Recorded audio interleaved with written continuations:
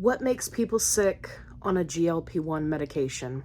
Hi, my name's Allie. I'm on a weight loss journey, and let's just get right into it. So I'm going to be discussing some of the causes and triggers that cause people to be sick, what you can do to avoid those things, and when to know, is this something serious? Like you need to seek medical attention? Or is this just a rough patch that you're going through with the medication, or you ate something that triggered it and you need to just kind of power through and things will get better? So let's just jump right into it. Without fail, on a daily basis in the support groups, I see people posting that they got violently ill and they don't know what happened. So let's go over a few parameters so that we can make sure we're all on the same page.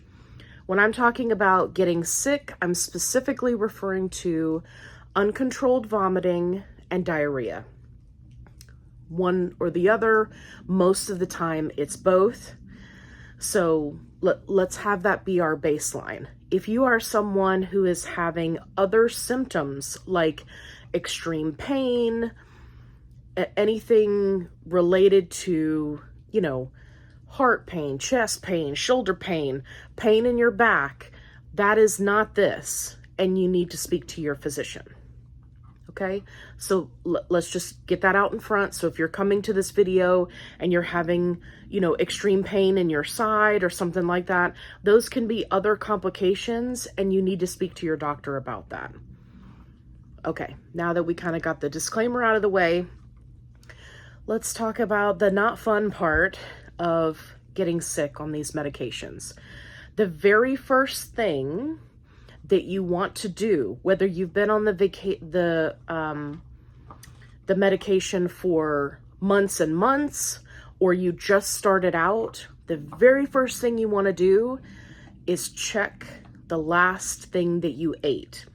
And especially if you're just starting out, this is one of the reasons why it's very, very important that you track everything that you eat. Even if you're not in a healthy headspace to track all of your calories, if that's not good for your mental health, please still track everything that you eat. Because for most people, not everyone, but most people, there are certain foods or certain types of foods or certain conditions that will cause them to become sick on this medication. And I don't know about you, but I don't remember what I ate yesterday or 2 days ago or a week ago. I have to write it down. So I use the MyFitnessPal app. There are tons of free apps out there that you can use to track your food, even if you're not using it to track your calories. I highly recommend you use it to track your calories, but that's just me. So, okay. So you want to take a look at the last thing that you ate. What are some common triggers that cause people to become violently ill on this medication? Again, not everyone, but some people. Anything high fat, high sugar, fried foods, these are kind of the most common triggers. And then it kind of dwindles out from there, and it really goes person by person. So there are some people who can't do tomato-based sauces or tomatoes at all. There are some people who can't do pastas and legumes. There are some people who have problems with bread. Whatever the case may be, if you become sick, you need to look at that last thing that you ate and really sit down and break it down and say, okay, was this, for example, the first time I've had red meat while taking this medication? That's another big trigger. Meat in general can be a trigger because it takes longer to break it down. Some people, can't do red meat, or they can't do it until they've been on the medication for quite some time. So really break down the last thing that you ate and be honest with yourself, because this part is not so much about accountability, but so that you can make better choices going forward that won't make you, have this kind of sick reaction. So take a look at that food, take a look at that meal, where the meal came from. I have had problems with, ordering food out at restaurants. I think that some of those issues are related to food poisoning type things, and you're definitely going to want to try to rule that out. If you ordered food out somewhere or you were eating leftovers from the fridge, you may want to consider, hey, this isn't working for me right now, so I'm not going to do that going forward. The other thing that you want to keep in mind is that some people, especially those who are just starting out, they're having a lot of nausea, appetite suppression, and they're really not eating very much. And then when they do get hungry, say 2 or 3 days after their shot, they eat a heavy meal. That can be problematic, and it can trigger those, unpleasant reactions. So just keep that in mind. If you haven't been feeling well and you haven't been, meeting your calorie goals or your protein goals for days, and then you eat a big meal, that can trigger it. The other situationship that kind of triggers it that I've seen consistently, and I am also one of those people this happens to, is if I eat a big meal at night, especially if that meal contains meat. Without fail, I will wake up and have either acid reflux, right, heartburn, sulfur burps, and then I may or may not get sick overnight. So if that's happening to you, then definitely think about changing how you're eating. So for example, I usually go pretty light for breakfast. I go heavier for lunch. And then if I have a snack, right, it's kind of moderate. And then for dinner, I like to keep it very simple. I eat early and I'm not doing anything heavy with meats.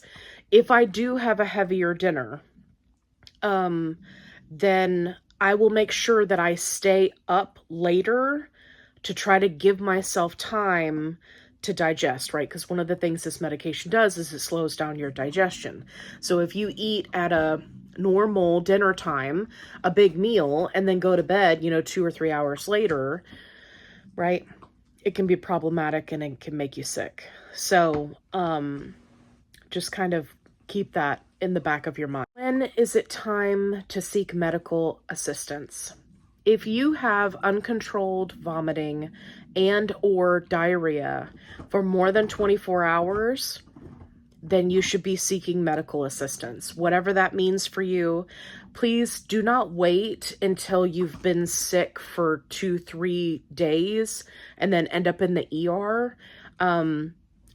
It just breaks my heart when I see those people post and say, oh yeah, I've been vomiting for 3 days and now I'm in the ER. Please don't let it get to that point.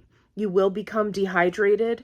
And in many cases, your doctor is going to freak out and want to take you off the medication. Whereas if you had gotten some medical assistance sooner, right, they could have given you a prescription. There's an anti-nausea shot that they can give in the doctor's office. There's a lot of different things that you can do to try to get your body back on track. So please don't wait to get medical assistance until you've been sick for 2 or 3 days. For the most part, for myself and what other people have posted, when they get sick and it was caused by something they ate, they usually get sick, there's vomiting, there's diarrhea, but it's not lasting more than 12 hours. It's kind of like, not to be gross, but I do transparency here. Once you get it out, then you're fine and your body kind of resets and you can kind of take it easy with some broth or a protein shake, right? And just kind of let your body reset and get back to where it needs to be. Obviously, if you had food poisoning, that's going to be problematic, and that's a whole different world of problem. So keep in mind you'll want to seek medical attention for that. But In most cases, and here I'll just speak for me, once I throw up and, the diarrhea is kind of done, and I take my Nausine, which works great. That is something that I take after I know I'm done throwing up. And you can do Pepto or Imodium for the diarrhea. That makes it stop. If you are that person where it does not make it stop, then you need to seek, medical assistance. So many times getting out ahead of something or learning what doesn't work for you on this medication is going to be vital, right, so that you can kind of bounce back and get going. Now, having said that, I have only gotten sick, this kind of sick. I made a video about my week 3 update where I got very sick. That was because of high fat. So again, that's one of the triggers. Another time I did try to do red meat. My body was not ready for that yet. I am now on week 12 of 2.5 Mounjaro, and I can eat red meat now, although I do not eat it for dinner because, again, it's going to sit heavy, it's going to take a long time to digest, and it will, make me not feel well in the middle of the night. So those are kind of some examples and things to get you in the right direction. So let's recap. Track everything you eat. Make sure that if you have an adverse reaction, that you know and you analyze the last thing that you ate and make note of that. You can have a food journal. You can keep track of it in your phone, whatever's convenient for you. Make sure that you have medications on hand that can help you should you become sick. Pepto, Imodium, Nausine. There are some natural products you can use. Ginger chews for nausea. Peppermints for nausea, right? Things like that. Make sure that you already have a plan in place and that you have those items on hand so you do not have to go hunt them down or do an Instacart delivery and have somebody delivered to your home when you're very sick. Have them ready to go.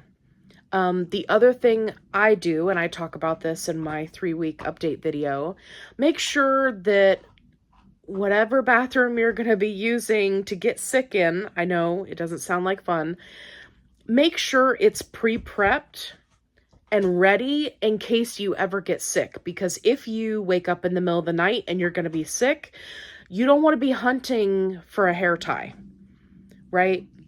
You don't want to be hunting for a washcloth so that you can get the cold washcloth and put it on the back of your neck, which, by the way, helps with vomiting.